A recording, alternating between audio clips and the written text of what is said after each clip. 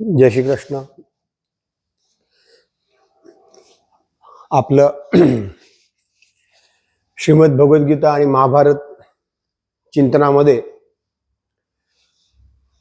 श्लोक नंबर 8, भगवान भीष्मश्च कर्णश्च कृपश्च समिती जय. आणि त्यामध्ये मागच्या चिंतनामध्ये आपण आचार्य द्रोणाचार्य यांचे चरित्र पाहिलेलं होतं. जे दुर्योधन, आचार्य द्रोणाचार्य, भीष्म, कर्ण, कृपाचार्य असे 7 नायकाची नावं घेतात आणि तिची सगळी नावं घेतलेली आहेत. त्यांची चरित्र आपण समजून घेणं आवश्यक आहे. कारण मागच्या वेळेस आपण सांगितलं होतं त्याप्रमाणे आजच्या युगामध्ये जी आपली इतिहासातील श्रेष्ठ चरित्र आहेत त्या चरित्रावरती शिंतोडे उडवले गेलेले आहेत आणि त्यांना बदनाम करण्याचा बऱ्या अंशी प्रयत्न करण्यात आलेला आहे.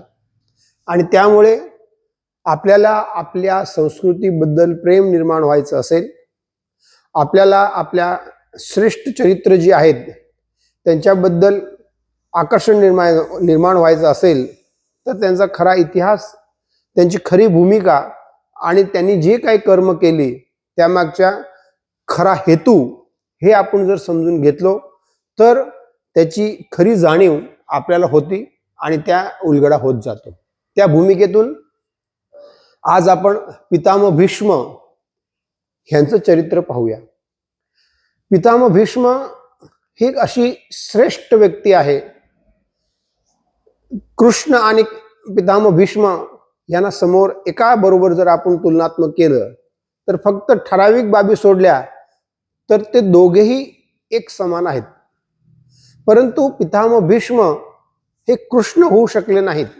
प्रत्यक्षात ते कदाचित काही अंशी कृष्णापेक्षा पण वरचढ आहेत. परंतु ते कृष्ण नाही होऊ शकले. का नाही होऊ शकले ते थोडंसं समजून घेणं आवश्यक आहे. त्याशिवाय पितामह भीष्मावरती पण ठराविक आरोप आहेत किंवा नंतर आपण समजून न घेता काहीतरी आपण त्याच्यावरती आरोप प्रत्यारोप करीत असतो. त्या अनुषंगानं त्यांचं जे जीवनचरित्र आहे, अगदी सुरुवातीपासून त्यांनी कुठल्या परिस्थितीत आणि कुठल्या प्रतिज्ञेनं बद्ध होऊन आपलं जीवन जगले हे भाग सगळ्यात महत्वाचा आहे. आणि त्या भूमिकेतून आपल्याला जर सांगायचं झालं किंवा समजून घ्यायचं झालं तर ते बाकी बऱ्यापैकी जे कोण अभ्यासू आहेत किमान आहे थोडी बहुत तरी माहिती आहे की त्यांचे आई वडील कोण होते. तर ते शांतनू पुत्र होते. राजा शांतनू यांचे पुत्र गंगा, म्हणजे गंगापासून आपले हे पितामह भीष्माचा जन्म झालेला आहे. शांतनू आणि गंगाचा सविस्तर इतिहास आपण मागच्या चिंतनामध्ये घेतलेला आहे, त्यामुळे बाकी आता मी तेवढा आपण डीपमध्ये जात नाही आहे. पितामह भीष्म शांतनू पुत्र हे जे गंगाचे पुत्र होते. परंतु गंगा ही राहिलेली नव्हती, ती परत गेलेली होती आणि शांतनू यांचं मन सत्यवती यांच्यावरती जडलेलं होतं. त्यांना सत्यवती हवी होती. सत्यवती सोबत त्यांना विवाह करायचा होता आणि ते उदास होते. त्यांचे जे वडील होते सत्यवतीचे ते नाही म्हटलेले होते, त्यामुळे ते उदास होते. ह्याची जाणीव ज्यावेळेस पितामह भीष्मांना झाली त्यावेळेस पिता प्रेम आणि पिता कधीही त्यांनी निराश राहता कामा नये यासाठी सत्यवतीचे वडिलांकडे गेले आणि त्यांना विचारलं काय आणि कशासाठी तुम्हाला काय अडचण आहे जर राजा शांतनू सोबत तुमची मुलगी जर लग्न तुम्ही लावून देत असाल तर. त्यावेळेस त्यांच्या अटी ज्या होत्या त्यांची अट होती की शांतनू आणि सत्यवतीचा जो मुलगा होईल तो गादीवरती बसेल. कारण परंपरेप्रमाणे पितामह भीष्म हे थोरले होते, त्यामुळे गादी त्यांना मिळायची होती आणि त्यामुळे त्यांच्या वडिलांचा नकार होता.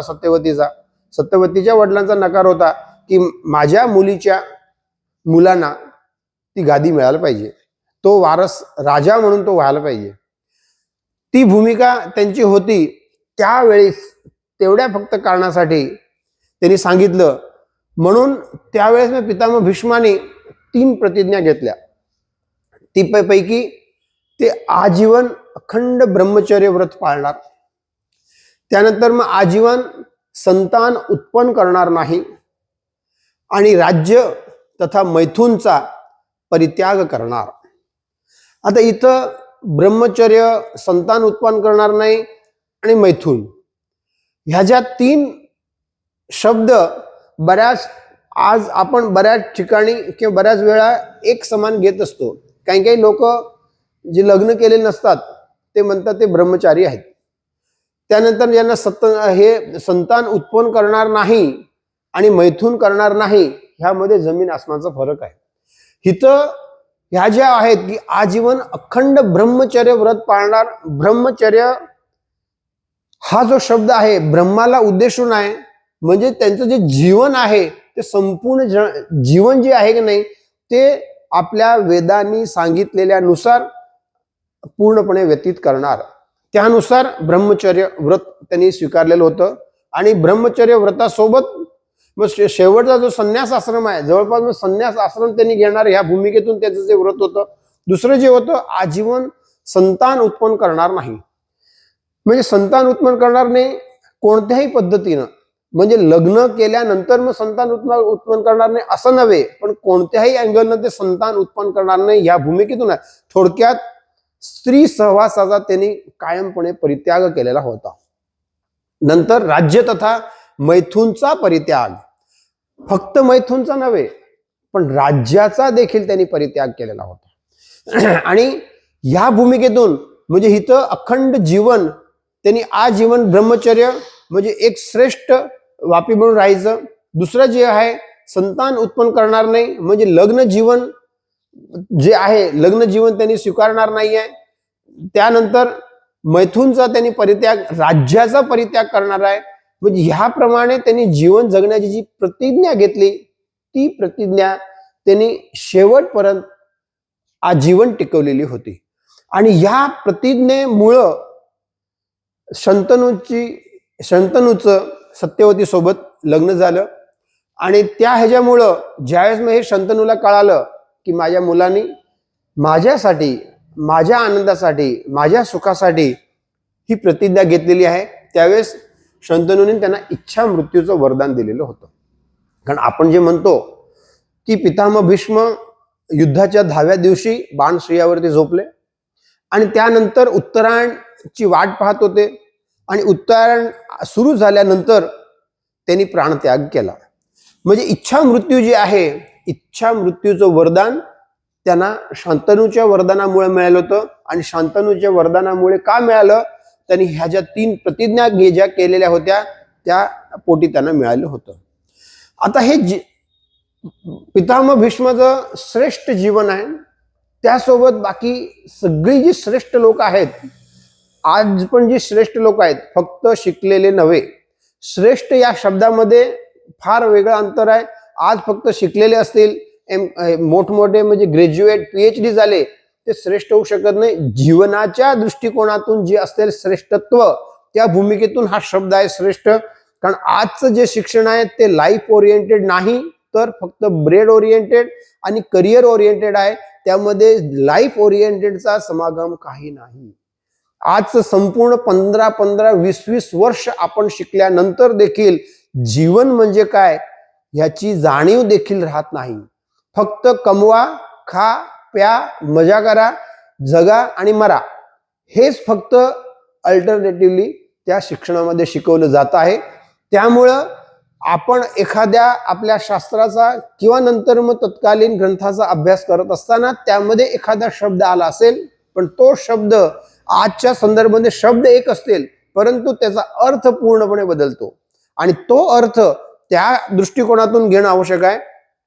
त्यानुसार भीष्माचं श्रेष्ठ चरित्र जे आहे, किंवा आपल्याला पण आज आपल्याला श्रेष्ठ जीवन जगायचं असेल, श्रेष्ठ चरित्र आपल्याला करायचं असेल, तर मग कसं करता येईल.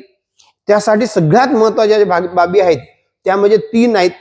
एक, समज असणं आवश्यक आहे, म्हणजे ज्ञान असणं आवश्यक आहे. नंतर कार्य आणि शौर्य म्हणजे कर्म असणं आवश्यक आहे. आणि समर्पण म्हणजे भक्ती असणं आवश्यक आहे. आता इथं ह्या सगळ्या बाबी आपल्याला श्रीमद भगवद्गीतेमध्ये समजतात. कारण भगवान कृष्णाने मग कायमसाठी जो एक ग्रंथ सांगितलेला आहे, श्रीमद भगवद्गीता जी सांगितलेली आहे, त्यामध्ये पहिल्या 6 अध्यायामध्ये ज्ञान म्हणजे काय हे सांगितलेलं आहे. दुसऱ्या 7 ते 12 या अध्यायामध्ये कर्म म्हणजे सांगितलेलं आहे, कर्म म्हणजे काय आणि कसं करायचं सांगितलेलं आहे. आणि 13 ते 18व्या अध्यायामध्ये भक्ती सांगितलेली आहे. आता इथं ज्ञान हा जो शब्द आहे, ज्ञान म्हणजे समज. आज आपण PhD डिग्री होल्डर झालो तर आपल्याला वाटतं आम्ही ज्ञानी आहोत, परंतु ज्ञान हे विदाउट प्रॅक्टिकली परिपूर्ण होऊ शकत नाही. ज्ञान त्याला म्हणताच येत नाही. ते इन्फॉर्मेटिव्ह नॉलेज असू शकेल, इन्फॉर्मेशन असेल, परंतु ते ज्ञानामध्ये परिवर्तित होण्यासाठी समज निर्माण होणं आवश्यक आहे. आणि जर समज कधी निर्माण होईल, जर सोबत कर्म असेल तर. साधा एक आपण घेऊ, सपोज आपल्याला स्वयंपाकघरामध्ये एक रेसिपी, एखादं आयटम तयार करायची आहे. रेसिपी आहे, रेसिपी तोंडपाठ केली. सपोज गव्हाची चपाती, गव्हाची चपातीसाठी आपण रेसिपी तोंडपाठ केली. तोंडपाठ केल्यानंतर पूर्णपणे तोंडपाठ केल्यानंतर आपल्याला चपाती खाता येईल का? चपातीची चव कळेल का? त्या ह्याच्यामध्ये सर्वप्रथम गव्हाची चपातीसाठी जे वेगवेगळ्या प्रकारचे गहू असतात ते निवडायला पाहिजे. कोणता गहू घ्यायचा, कोणती चपाती करायची असेल तर कोणता गहू निवडायला पाहिजे, हा भाग आहे. त्यानंतर आपण ते गहू दळतो. दळत असताना भरडं, पातळ, बारीक, जाड हे जे आहे ते पीठ कितपत जाडी, कशा प्रकारचं असायला पाहिजे हे पीठ, त्यावरनी टेस्ट निर्माण होती. त्यानंतर त्याचे जे आपण पीठ मळतो, मिक्स करतो, कशात? पाणी, तेल, तूप. ह्यात पाणी, तेल, तूप पैकी जर मी मिक्स करत असेल तर त्यामध्ये त्याचं प्रमाण किती असावं, किती लोकांच्या भाकऱ्या चपात्या करायच्या आहेत, त्यामध्ये 2 चमचे किंवा 2 वाट्या जर म्हणजे पीठ असेल तर मध्ये पाणीचं प्रमाण किती असावं, तेलाचं प्रमाण किती असावं आणि तुपाचं प्रमाण किती, आणि किती वेळ मळायचं. त्यावरून चपाती ते पातळ म्हणजे ते ढिलं झालं किंवा हार्ड असेल तर त्यावरून चपाती लाटताना अंदाज येतो की बाबा ते पीठ कसं आहे, आणि पीठ जसं असेल त्यानुसार नंतर ते चपातीची चव होते. त्यानंतर आपण तव्यावरती ठेवताना पालटायचं कधी, हा पण समज असावा लागतो. आणि त्यानंतर जी चपाती होईल त्यामध्ये स्वाद निर्माण जर करायचा असेल तर ह्या सगळ्या गोष्टी आपण केल्याशिवाय चपातीमध्ये स्वाद निर्माण होणार नाही. अदरवाईज आमच्यासारखी लोक करतील, पुरुष मंडळी, जे काय आचार्य आहेत तो सोडून द्या, पण जे आपल्यासारखे फक्त रेसिपी पाठ करणारे आहेत ते करतील. किंवा आता जे ताई लोक आहेत, फक्त जे मुली जी आहेत फक्त आणि फक्त मग कॉलेज बघतात, अदरवाईज ते कधीही त्यांनी म्हणजे स्वयंपाकघरात जात नाही, आई सगळं करत असतात. आणि त्यांना चपाती लाटायला सांगितली तर जर लाटता येत नाही आणि करता पण येत नाही. कारण चपाती होईल आमच्यासारख्यांनी रेसिपी पाठ करून केली, परंतु जी चव यायला पाहिजे, जो स्वाद यायला पाहिजे तो स्वाद येत नाही. कारण ती चपाती करण्यासाठी जी समज आवश्यक आहे, सातत्याने करणं, सातत्याने अभ्यास, कृतस्य पुनः पुनः करणं नाम अभ्यास. हा कोणतीही गोष्ट मी सातत्याने जी करत असेन तर तो अभ्यास ठरतो. आणि म्हणून आपण श्रीमद भगवद्गीतेचा, महाभारताचा अभ्यास हे करत असताना एखादी गोष्ट वारंवार जी आपण सांगतो त्यामागचं कारण ते आहे, ते सातत्याने आपल्या कानावर पडल्यानंतर त्यामागचा अर्थ, त्यामागचा बोध हळूहळू निर्माण होतो आणि समज निर्माण व्हायला लागते. त्या भूमिकेतून हे समज आहे. कार्य आणि शौर्य, कर्म कशा प्रकारे करायचं ह्या जे बाबी आहेत. आणि शेवटी भक्ती. भक्ती आज आपण जे म्हणतो ती भक्ती नाही तरी ती उपासना आहे. त्या उपासनेला आपण भक्ती म्हणतो. उपासनेमध्ये आणि भक्तीमध्ये जमीन आसमानचा फरक आहे. भक्ती ही एक वृत्ती आहे. माणसाने वृत्ती निर्माण करण्यासाठी हे भक्ती आवश्यक आहे. म्हणजे एकनिष्ठता. मी ज्या बाबी करतोय, पती पत्नीचा भक्त आहे असं आपण म्हणत असेल, पत्नी पतीची भक्त आहे असं आपण म्हणत असेल, ते दोघेही एकमेकाशी एकनिष्ठ आहे. ह्या अँगलना हा भक्ती शब्द वापरलेला आहे. म्हणजे इथं समर्पण आलं. जर समर्पण नसेल तर ती भक्ती ठरता येत नाही. आणि भक्ती ही फक्त अध्यात्मामध्येच आहे असं हा अपेक्षित नाही, कारण ती ही वृत्ती आहे. मी माझं लौकिक कार्य करत असेल संसारिक कार्य करत असेल, व्यावसायिक कार्य करत असेल, त्यामध्ये मी किती एकनिष्ठ आहे हा भाग सगळ्यात महत्वाचा आहे. मी माझा व्यवसाय करत असताना तिथं करप्ट असेल, तिथं मी डिसऑनेस्ट असेल, तर ती भक्ती ठरत नाही. कितीही ते नंतर एक नंबरचा असेल किंवा नंतर मग सर्वोच्च पदावरती बसला असेल, ह्या भूमिकेतून भक्ती घ्यायचे शब्द. कारण आज सगळे भक्त आपण ज्यावेळेस देवळात जातो त्यावेळेस भक्त असतो आणि देवळाच्या बाहेर आलो त्यावेळेस भगवंतापासून विभक्त. इथं ह्या ज्या बाबी आपण सांगतो त्याचं कारण काय आहे? श्रीमद पितामह भीष्म होते ते श्रेष्ठ भक्त होते. त्यांनी श्रेष्ठ भक्त होते, श्रेष्ठ कर्मयोगी होते आणि श्रेष्ठ ज्ञानी होते आणि त्यामुळे ते श्रेष्ठ व्यक्ती होऊ शकले. आज आपल्याकडे हे सगळ्या गोष्टी आहेत पण त्यामागचा हेतू बदललेला आहे. आपल्याला ज्ञान हे फक्त जीविकेचं मिळालेलं आहे, कर्म हे फक्त म्हणजे आपल्या मटेरियलिस्ट पुरतं आपण करतो आहोत आणि भक्ती हे फक्त उपासनेपुरतोय. म्हणजे माझं भौतिक दुःख निर्माण झालं असेल तर माझं दुःख कमी कसं व्हावं यासाठी मी धावधाव सगळ्या ठिकाणी करतो आहे आणि त्या धावधावापोटी अदरवाईज कर्माच्या सिद्धांताप्रमाणे जर ते नाही झालं तर भगवंतावरती विश्वास सोडून जातो, निसर्गावरती विश्वास सोडून जातो आणि सगळ्यात महत्वाचा भाग आजच्या एज्युकेशनमुळं, पाश्चिमात्य विचारधारेमुळं आपल्याला भगवंतावरती पूर्ण विश्वास नाही. भगवंताच्या अस्तित्वाबाबत आपल्याला संशय आहे. लोक म्हणतात म्हणून, ह्यांनी सांगितलं म्हणून, नाकारू शकत नाही म्हणून, आणि जर नाकारलं तर बरं काही वाईट झालं तर भीतीपोटी आपण मानतो. त्यांचं अस्तित्व स्वीकारण्यात आपल्याला संशय आहे. ह्या जर बाबी असेल तर ती भक्ती ठरत नाही किंवा ह्याच्याप्रमाणे श्रेष्ठ व्यक्ती आपल्या भारतीय संस्कृतीच्या दृष्टिकोनात होऊ शकत नाही. आणि ह्या सगळ्या गोष्टी होत्या म्हणूनच मगाशी सांगितलं त्याप्रमाणे पितामह भीष्म शांती पर्व सांगितलेलं आहे. कृष्णाने जशी गीता सांगितली, महाभारतामध्ये शांती पर्व सांगितलं आहे, अनुशासन पर्व मध्ये आहे.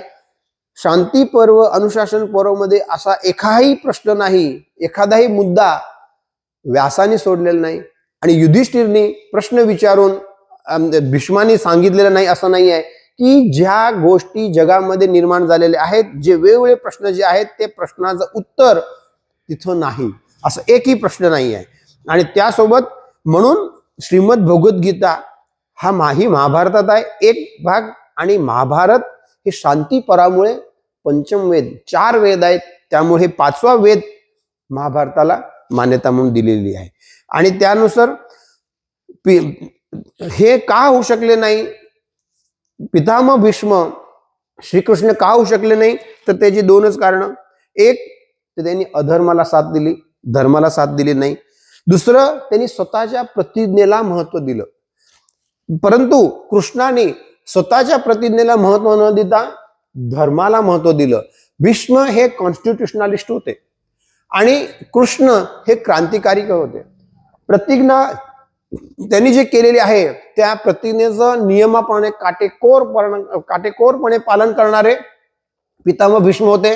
परंतु कृष्ण हे क्रांतिकारी असल्या कारणानं अंतिम लक्ष्य काय आहे, माझं डेस्टिनेशन काय आहे, ह्या अनुषंगानं त्यांनी वेळ पडेल त्यानुसार मूळ हेतू काय आहे, धर्म हेतू आहे आणि धारणा आहे, त्या धर्माला धरून मला धर्माची स्थापना करायची असेल तर त्या भूमिकेतून ज्या बाबी आवश्यक आहे त्या सगळ्या केलेल्या आहेत.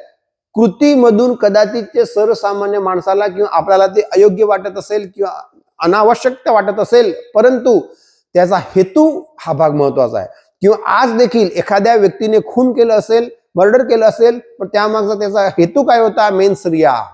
कायद्यामध्ये सांगितलं जातं मेन्स रिया काय आहे, त्याचा हेतू काय आहे, स्वबचावासाठी आहे का त्याला मारण्यासाठी आहे. जर स्वबचावासाठी असेल, जर माझी प्रॉपर्टी पर्सन जर बचावण्यासाठी असेल तर त्याला आजचा कायदा देखील एक्झम्पशन देतो आहे. मग त्या दृष्टिकोनातून जर अंतिम लक्ष्य म्हणजे धर्म म्हणजे एक प्रकारचा कायदाच आहे. पूर्वी धर्म, आज कायद्याचा धर्म झालेला आहे, पूर्वी धर्माचा कायदा होता. त्या भूमिकेतून हे धर्म, हे कृष्ण हे धर्मासाठी क्रांतिकारी होते आणि त्या भूमिकेतून थोडक्यात झालं. दुसरं, हे भीष्मावरती जे आरोप आहेत ते थोडक्यात समजून घेऊ. आता हा जो एक तो आरोप आहे की भीष्म कौरव पक्षात का राहिले, तर त्याचा इतिहास जो आहे त्या अनुषंगाने पांडू राजाने ज्यावेळेस मग त्याला राजाला प्रस्ताव दिला होता की तुम्ही राहा, परंतु पितामह भीष्माने नाही म्हटलं, कारण त्याची प्रतिज्ञा होती मी राजा होणार नाही. त्यानंतर पितामह भीष्मांना परराष्ट्रीय मंत्री कार्य दिलं गेलं. विदुर हे गृहमंत्री म्हणून राहिले आणि धृतराष्ट्र राष्ट्रप्रमुख म्हणून राहिला. त्यानंतर ज्या वेळेस पितामह भीष्मांना कौरवाच्या षडयंत्राची जाण झाली की लहानपणापासून कौरव म्हणजे दुर्योधन, दुशासन वगैरे सगळे पांडवांना मारण्यासाठी सातत्याने प्रयत्न करत होते, हे ज्यावेळेस कळालं विदुरकडून, त्यावेळेस त्यांनी हस्तिनापूरचे 2 भाग केले आणि हस्तिनापूरचे 2 भाग करून त्यामध्ये जे पूर्णपणे निर्जन वन होतं, पडीक होतं, थोडक्यात आजच्या भाषेत आपण सांगायचं झालं, तो भाग त्यांनी पांडवांना दिला. परंतु पांडवांनी कर्मयोगाने भगवान कृष्णाच्या संगतीनं ते इंद्रप्रस्थ केलं. त्याला ते इंद्रप्रस्थ दिलं आणि त्या इंद्रप्रस्थामध्ये ज्यावेळेस इंद्रप्रस्थ झाल्यानंतर अश्वमेध यज्ञ करण्यात आला होता. त्यावेळेस पितामह भीष्माला फक्त निमंत्रण दिलेलं होतं. पांडवांनी इंद्रप्रस्थ निर्माण करे तोपर्यंत त्यांच्यासोबत कृष्ण होते. त्यांनी पितामह भीष्माला सोबत घेऊन केलेलं नव्हतं.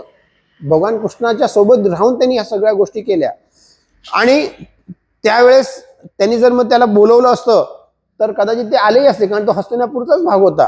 परंतु त्यांनी पांडवांनी बोलवलं नाही, त्यामुळे ते आलेले नव्हते. हा भाग त्यातला आहे.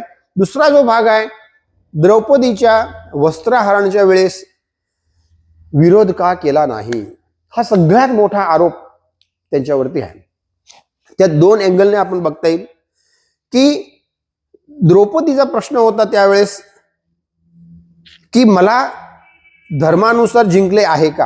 आता इथं फक्त एक त्यावेळेची जी वस्तुस्थिती होती ती थोडक्यात समजून घेऊ की हे ज्यावेळेस बघा हा जो भाग झाला, संपूर्ण दरबार बसलेला होता.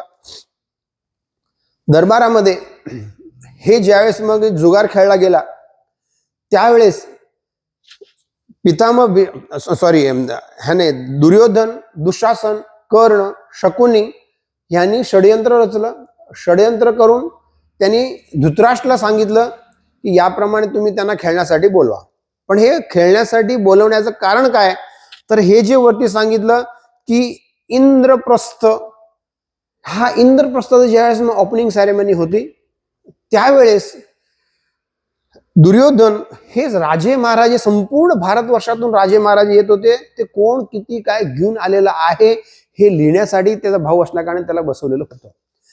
त्यावेळेस मग सातत्याने तो लिहितच बसलेला होता आणि अखंड अशी संपत्ती त्या इंद्रप्रस्थामध्ये जमा झालेली होती. आणि त्यामधलं जे वैभव, ऐश्वर हे जे पाहिलेलं होतं ते दुर्योधनाला द्वेष निर्माण करणार झालं आणि त्याच्या मनामध्ये एक ईर्ष्या आणि द्वेष निर्माण झालं, काही करून मला इंद्रप्रस्थ पाहिजे. आता जे काही म्हणतात त्या ठिकाणी ते घटना घडली होती की म्हणजे काय होतं त्यावेळेस मग दुर्योधन पडला आणि अंधे का पुत्र अंधा हे जे सांगितलं गेलं ते असेल, पण ते एक कारण असू शकेल. परंतु सगळ्यात महत्वाचं जे खेळण्याबाबत जे कारण आहे आणि त्यांना कॉल अप केलं, बोलवणं गेलं की तुम्ही खेळा आणि ती इंद्रप्रस्थ कशा प्रकारे माझ्या घशात यायला पाहिजे हे प्रथमदा ज्यावेळेस मी दुर्योधनने त्याच्या वडिलांना सांगितलं, धृतराष्ट्राला सांगितलं, त्यावेळेस धृतराष्ट्राने नकार दिला की तुझी प्रॉपर्टी आहे हिकडची, थोडक्यात हस्तिनापूर आहे, ते राजभोग त्यांच्यावरती तू नजर टाकू नकोस.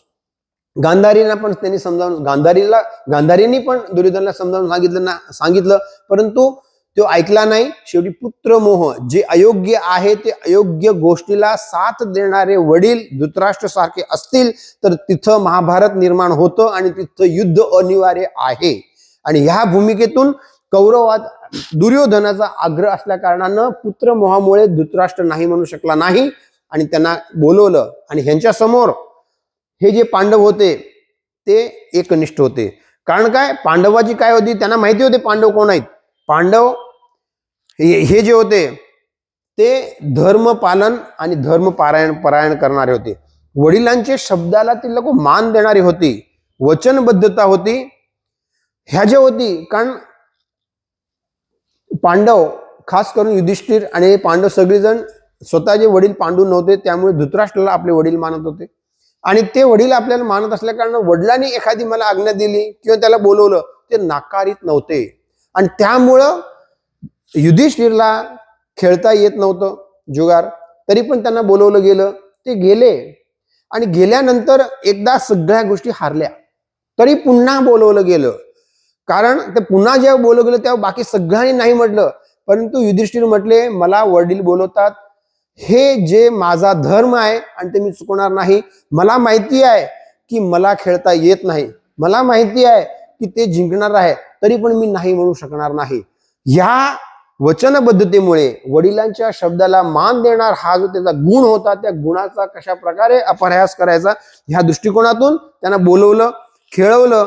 आणि तेव्हा ज्यावेळेस मग सगळे खेळले गेले आणि ज्यावेळेस मग द्रौपदीला आणलं गेलं त्यावेळेस त्यांनी धर्मानुसार जिंकलं आहे का, हे खेळता खेळता पितामह युधिष्ठिरनी सगळी संपत्ती हारली. सगळ्या एक एक एक गोष्ट त्यांनी दाव्यात लावलं आणि संपूर्ण संपत्ती हारल्यानंतर, धन हारल्यानंतर 5 भावांना, सुरुवातीला नकुल, सहदेव, भीम, अर्जुन आणि नंतर स्वतःला त्यांनी त्या ह्याच्यामध्ये ठेवलं. आणि ते स्वतःला पण हारल्यानंतर द्रौपदीने प्रश्न विचारला होता. पितामह भीष्म आणि सगळे जण त्यावेळेस बसले होते, प्रत्येकानं प्रश्न विचारला होता की हा दरबार आहे, ही राज्यसभा आहे आणि ह्या ह्याच्यामध्ये मला धर्मानुसार जिंकलेलं आहे का. जर युधिष्ठिर स्वतः हारले तर पुन्हा त्यांना मला दावामध्ये किंवा त्या ह्याच्यामध्ये ठेवण्याचा अधिकार आहे का.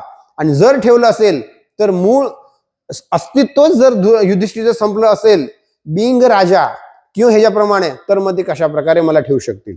ह्या अनुषंगानं त्यांचा हा प्रश्न होता. आणि तो प्रश्न पितामह भीष्माला देखील विचारलेला होता. तिथं दोघांनीच फक्त विरोध केलेला होता, एक विदुर आणि दुसरा युत्सू. आणि ते विरोध करताना त्यांनी धृतराष्ट्राला सांगितलं होतं की तुमच्या आज्ञेनं ह्या सगळ्या गोष्टी सुरू झालेल्या आहेत, तुम्हीच ह्या गोष्टी थांबवू शकता, बाकी कोणी थांबवू शकणार नाही. कारण तो एक दरबार होता, राज्यसभा होती, ते नियम होते, त्या राज्यसभेमधील नियम असल्या कारणानं आणि बाकी कोणाला विरोध करता येत नव्हतं. आणि जे का राजाने सांगितलेलं आहे त्या राजाने सांगितल्यामुळे त्या राजाच्या आज्ञेच्या बाहेर कोणी जाऊ शकत नव्हतं, हेही त्यामध्ये हे होतं. त्या दृष्टिकोनातून विदुरनी धृतराष्ट्राला उद्देशून सांगितलं, पण धृतराष्ट्राने तोंडातून ब्र देखील काढलेलं नाही. आणि त्यावेळेस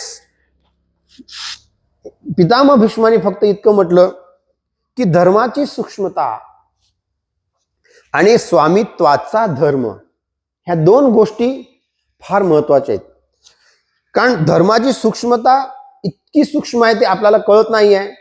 आणि जर त्यावेळेस पितामहांनी विरोध केला असता, की विरोध इन द सेन्स, जर मग द्रौपदीने प्रश्न विचारला त्याप्रमाणे युधिष्ठिरनी केलं ते बरोबर आहे असं जर म्हटलं तर फार त्रास झाला असता द्रौपदीला. आणि जर त्यांना नाकारलं असतं की त्यांनी योग्य केलेलं नाही, तर जे स्वामित्वाचा धर्म आहे, पती पत्नी, पत्नीचा पती हा स्वामी, ह्या दृष्टिकोनातून स्वामित्वाचा धर्म. आज आता स्त्री स्वातंत्र्याच्या दृष्टिकोनातून हे पाहू नका, ते जर डोक्यात असेल मग स्त्री स्वतंत्र आहे. आपल्या संस्कृतीमध्ये पूर्वीपासून स्त्री ही परतंत्र नव्हतीच, ऑन द कॉन्ट्ररी आज ती परतंत्र झालेली आहे. पण स्त्रीला कळत नाही आहे की कशा प्रकारे परतंत्र झाली.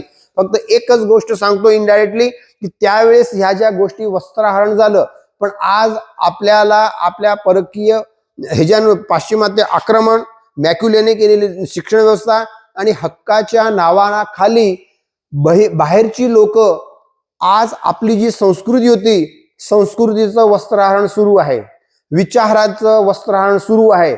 आपल्या पूर्वी आपल्या सगळ्या आई भगिनी पूर्णपणे साडी या वेशात असायच्या, त्याचं हळूहळू वस्त्रहरण सुरू आहे. ते आपल्याला कळतं का? ते आपल्याला कळालेलं नाही आहे की आपलं वस्त्रहरण कशा प्रकारे होत आहे ह्या आणि फक्त आपण ह्यांच्यावरती आरोप ठेवतो की त्यावेळेस त्यांचं वस्त्रहरण केलं ते योग्य नाही. परंतु पितामह भीष्माच्या दृष्टिकोनातून आपण ज्यावेळेस विचार करतो त्यांनी का विरोध केला नाही, त्यावेळेस स्वामित्वाचा धर्म आणि धर्माची सूक्ष्मता हे आपण समजून घेतलं तर ते का बोलले नाही ह्याचं आपल्याला ज्ञान होईल. अदरवाईज फक्त आपण समजून न घेता ते काही आपण त्याच्यावरती आरोप करत बसलो, फक्त ती स्त्री आहे 101% ते कुकर्म होतं, मान्य आहे. परंतु पितामह भीष्माचा ज्यावेळेस विषय इथं आलेला आहे, आपण त्या अनुषंगाने विचार करतोय, मग त्या अँगलनं ज्यावेळेस विचार करू तेव्हा फॉर एक्झाम्पल त्याही पुढं पितामह भीष्माची प्रतिज्ञा काय होती, जे सिंहासनावरती हस्तिनापूरच्या राजाचं संरक्षण त्याच्यावरती जो कोण राजा आहे त्याचं मी प्रोटेक्टर आहे. फॉर एक्झाम्पल आज सीएम किंवा पीएम कोणी असेल तर पीएम आणि सीएम आहे त्याचे बॉडीगार्ड असतात. त्या पदावरती जी कोण व्यक्ती बसलेली असते त्याला संरक्षण करणं हे त्यांचं कर्तव्य आहे. आणि तशी प्रतिज्ञा पितामह भीष्माची होती. म्हणून ते धृतराष्ट्राचे जे शब्द होते त्याला विरोध करू शकत नव्हते, कारण ते सिंहासनाला बांधील होते. त्या अनुषंगाने त्याची प्रतिज्ञा होती. आज एखादा पीएम किंवा सीएम कितीही कुकर्म करतो पण त्यांची बॉडीगार्ड आहे ते त्यांचा विरोध करू शकत नाही. त्यांच्या समोर सगळे कुकर्म होत असेल तरी त्याचा विरोध करू शकत नाही. त्या भूमिकेत एक भूमिका ती जी होती पितामह भीष्माची, त्या भूमिकेतून पण त्यांचा विरोध नव्हता. आणि दुसरा, आणि त्या अनुषंगाने पांडव ह्या ज्या बाबी झालेल्या होत्या, राजाचं त्यावेळेचं संविधान आणि दरबार नियम. आज आपलं जे संविधान आहे, संविधानाप्रमाणे आजच्या कायद्याप्रमाणे बाकी सगळ्या गोष्टी होत्यात. दिवसा ढवळ्या खून झालेला असतो, पण ज्यावेळेस मग कोर्टात जातो त्यावेळेस निर्दोष मुक्तता होती. त्यावेळेस संविधानाच्या आधारे ह्या सगळ्या गोष्टी घडलेल्या असतात. त्यावेळेस आपल्याला वाटतं असला कसला कायदा, की असल्या कायद्यामुळे माणसा समोरासमोर खून गेलंय. पण कायद्यामध्ये, कोर्टामध्ये संविधान चालतं, नियम चालतात, नियमाप्रमाणे परखडून पाहिले जाते. त्यावेळेस मग समोर झालं असेल पण ते एक संविधान होतं, संविधानाची बांधिलकी होती, नियम होते, नियमाची बांधिलकी होती. त्या भूमिकेतून पितामह भीष्माची भूमिका होती. ह्या अनुषंगाने हे पितामह भीष्म होते आणि ते किती श्रेष्ठ होते, धर्मनिष्ठ. त्या अनुषंगाने आपण बघत नाहीये. भीष्मची जर जीवनाची दुसरी जर बाजू आपण बघितली तर ते 58 दिवस बाणशय्यावरती झोपलेले होते. आणि माघ शुक्ल सप्तमी, म्हणजे आता रथसप्तमी आता नुकती येतीच आहे, आता 26 जानेवारीला आहे. सप्तमी नंतर त्यांनी माघ शुक्ल अष्टमीला त्याचा प्राणत्याग केला. आणि उत्तरायणचं महत्व गीतेच्या 8व्या अध्यायामध्ये 25 आणि 26व्या श्लोकमध्ये भगवंतांनी सुंदररित्या सांगितलेलं आहे. त्यामुळे बाकी आता सांगत नाही. कारण उत्तरायण आणि दक्षिणायन, उत्तरायण म्हटलं की आज आपल्याला वाटतं की उत्तरायणमध्ये गेला की जीव मुक्त होतो आणि दक्षिणायनमध्ये गेला की हे होतो. 8व्या अध्यायामध्ये साधू म्हणजे जे श्रेष्ठ योगी आहे ते योगींच्यासाठी ते सांगितलेलं आहे. आपण योगी म्हणजे फक्त म्हणजे काही ठराविक बाकी कपडे बदलले की योगी होत नाही. वृत्ती तशी असेल तर ती योगी आहे. आणि त्या दृष्टिकोनातून उत्तरनाट्याचं महत्व आहे. ते पितृ आणि मातृभक्त होते, त्यामुळे त्यांनी संपूर्ण आपल्या आयुष्याचा त्याग केलेला होता. असा एकच मुलगा असेल की पिताच्या खुशीसाठी त्यांनी संपूर्ण लग्न जीवन त्याचं मोडलं, संपूर्ण मैथूनचा परित्याग केला आणि राज्याचा परित्याग केला. कदाचित इतिहासामध्ये संपूर्ण जगामध्ये एकमेव उदाहरण असेल तेवढे ते श्रेष्ठ होते. आणि आणि सगळ्यात श्रेष्ठ ते विष्णू भक्त होते, कृष्ण भक्त होते. त्यामुळे त्यांनी विष्णू सहस्त्रनाम गाणारे आहेत. बाकी आज आपण कुठली तरी एखादं गाणं गाणार असेल आणि त्याची म्हणजे कौतुक करतो, पण विष्णू सहस्त्र नाम गाणारे जे पितामह भीष्म आहेत, फक्त एक शब्द तो जो आहे त्या व्यक्तीची कामाची वृत्ती काय आहे हे जोपर्यंत आपण समजून घेत नाही तोपर्यंत त्यांची नावं आपल्याला लक्षात येत नाही. 1000 नावं भगवंताची त्यांनी सांगितलेली आहेत विष्णू सहस्त्रनाम मध्ये. भगवंताचे गुण, भगवंताचं कर्म हे जोपर्यंत समजत नाही तोपर्यंत त्याचं वर्णन करता येत नाही. आणि त्यांनी सहजगत्या त्यांच्या मुखातून ते निर्माण झालेलं आहे. ते बाकी कोणी आपण पाठांतर करून किंवा वाचून त्यांनी सांगितलेलं नाहीये. ते सहजगत्या जर निर्माण होतं की नाही त्यानुसार ते विष्णू सहस्त्रनाम त्यांनी बोललेले होते. श्रेष्ठ योगी आहे, शुद्ध जीवन असल्या कारणानं ते उत्तरायणामध्ये गेलेले आहेत.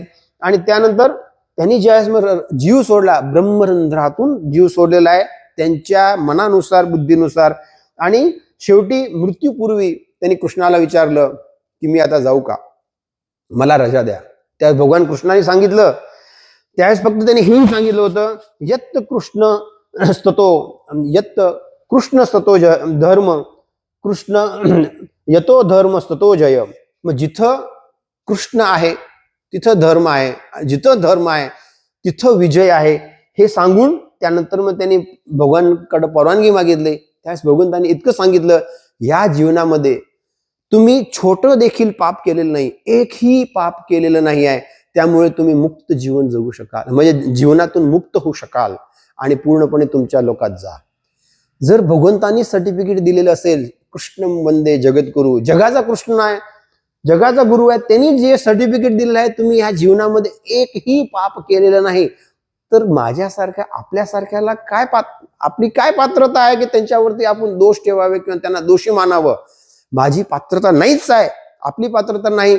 जर एखाद्या सुप्रीम कोर्टाने सांगितलं असेल की ती म्हणजे पूर्णपणे व्यवस्थित आहे, तर बाकी खालच्या कोर्टाला किंवा सर्वसामान्य माणसाला त्याच्या विरुद्ध काही बोलण्यात अर्थ नाही आहे किंवा त्याला अयोग्य असतं. त्या दृष्टिकोनातून एकदा जी सर्टिफिकेट दिलेलं आहे जगाच्या गुरुनं की तुमचं श्रेष्ठ जीवन आहे आणि तुम्ही जाऊ शकता आणि तुम्ही या जीवनात एकही पाप केलेलं नाही, तर कुठल्या तरी कारणानुसार त्याच्यावरती ते पाप केलेलं आहे किंवा त्याचे दोष आहे, हे दोष आपण दाखवून आपण पापात पडू नये. ही भूमिका आपल्या संस्कृतीची आहे की श्रेष्ठ माणसाची जर आपण अवहेलना केली, जर त्याचे आपण दोष काढून आपण त्याला दोषी समजू लागलो, तर आपण पापात पडू. ह्या भूमिकेतून आपण पापात पडू नये आणि जे श्रेष्ठ जे व्यक्ती आहे त्यांच्याकडं त्यांचे समजून घेऊन त्यांच्यासारखे श्रेष्ठ आणि त्यांचे गुण जीवनात आणण्यासाठी प्रयत्न करू आणि ते गुण भगवंत आपल्याला आपल्या जीवनात आणण्यासाठी शक्ती आणि बुद्धी दो. इतकं बोलून माझं भावपुष्प भगवंताच्या चरणी अर्पण करत आहे.